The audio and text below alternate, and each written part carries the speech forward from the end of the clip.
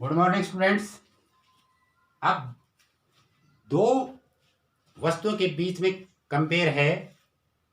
हम किसी भी दो वस्तु को ले सकते हैं, दो पोल ले सकते हैं, दो बिल्डिंग ले सकते हैं, दो टावर ले सकते हैं।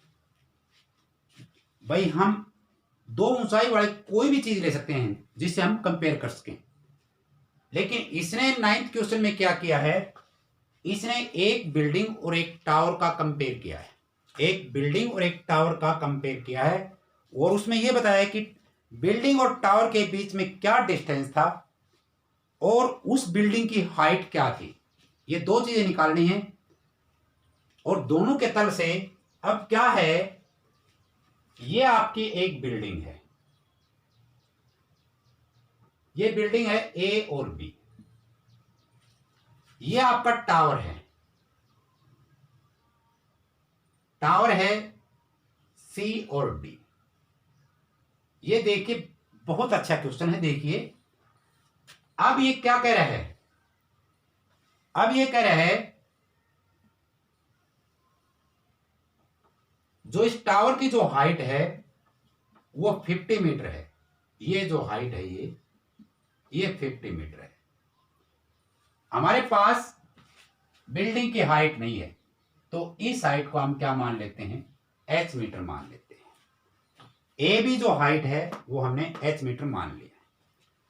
अब ये देखिए ये यहां पर आता है, बिल्डिंग के फुट पर आता है, यानी कि बॉटम में आता है, तो उसके तल में आता है टावर के, और बिल्डिंग को देखता है। सबसे पहले बिल्डिंग के टॉप को देखता है, यहां से इस टॉप को देखता है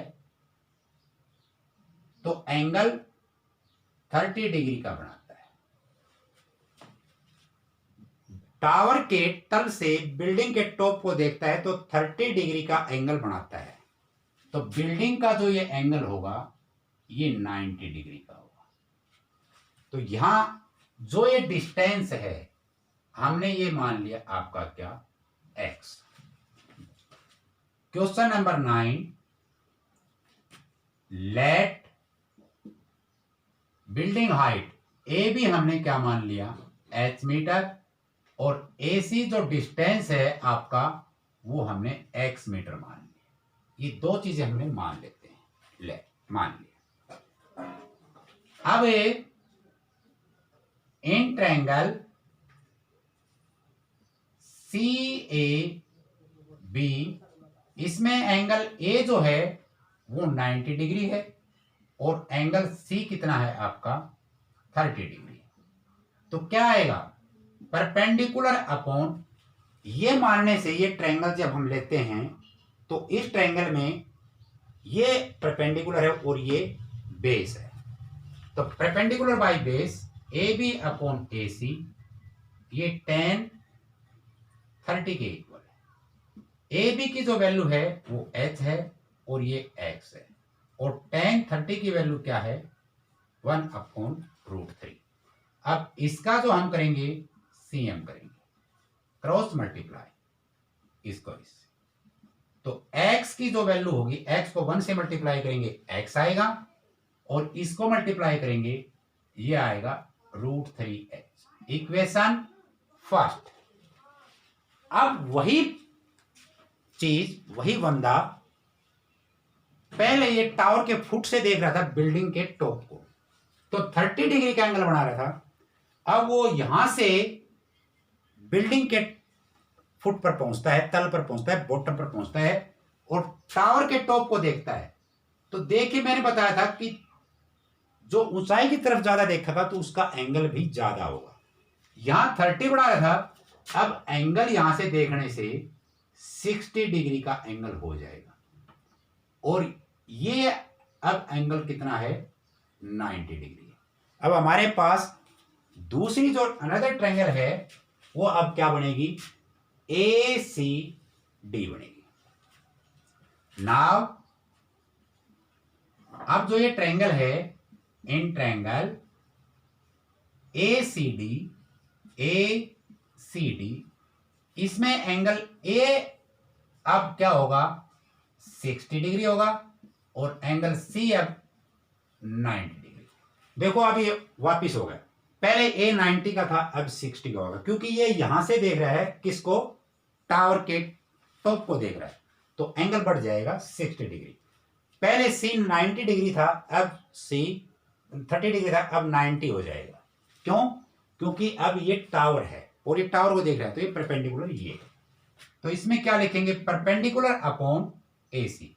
अब ये परपेंडिकुलर हो जाएगा और ये बेस है, तो क्या लिखेंगे, सी डी अपॉन ए सी और tan 60 डिग्री।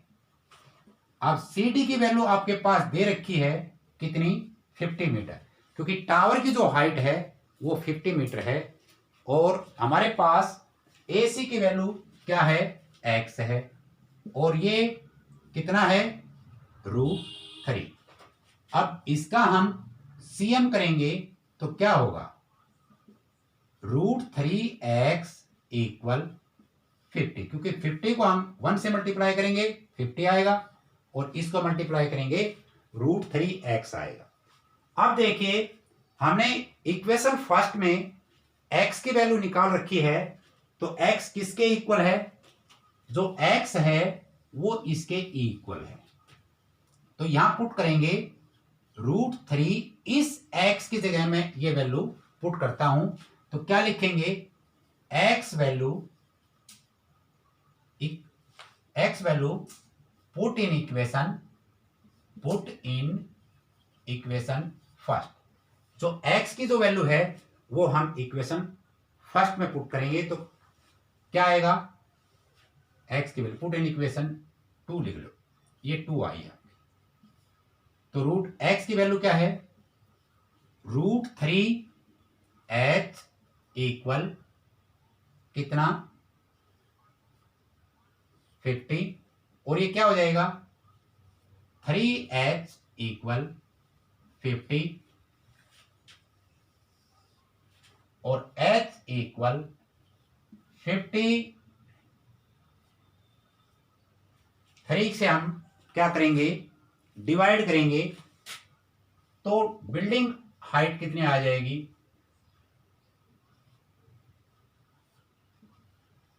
16.6 मीटर। तो बिल्डिंग हाइट यहां लिखेंगे हाइट, सो हाइट आपके पास आ गई 16.6 मीटर, ये आपका आंसर है।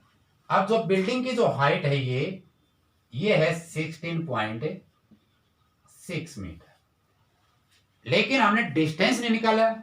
भाई बिल्डिंग और टावर के बीच में डिस्टेंस क्या है, इसके लिए हम क्या करेंगे, h की वैल्यू इक्वेशन 1 में पुट करेंगे, तो यहां लिखेंगे, अगर आपसे कोई पूछे तो h वैल्यू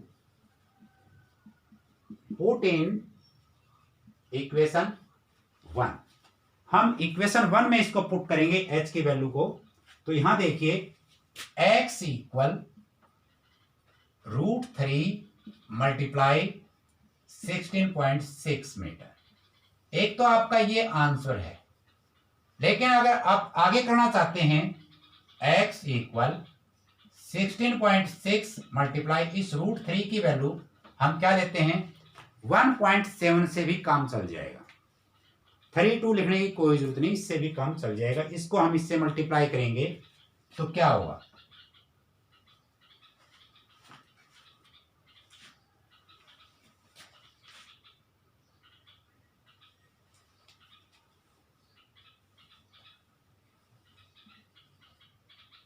ये होगा आपका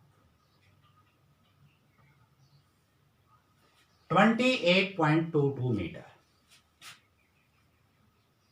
तो यहां लिखेंगे डिस्टेंस, आपके पास डिस्टेंस भी है, तो डिस्टेंस होगा 28.2 मीटर, हम 1 लिख सकते हैं। यह आंसर भी ठीक था आपका और ये भी आपका ठीक है, तो हमने डिस्टेंस भी निकाल दिया और बिल्डिंग की हाइट भी निकाल दी। ये आपका क्वेश्चन नंबर 9 था। इस प्रकार से थैंक यू।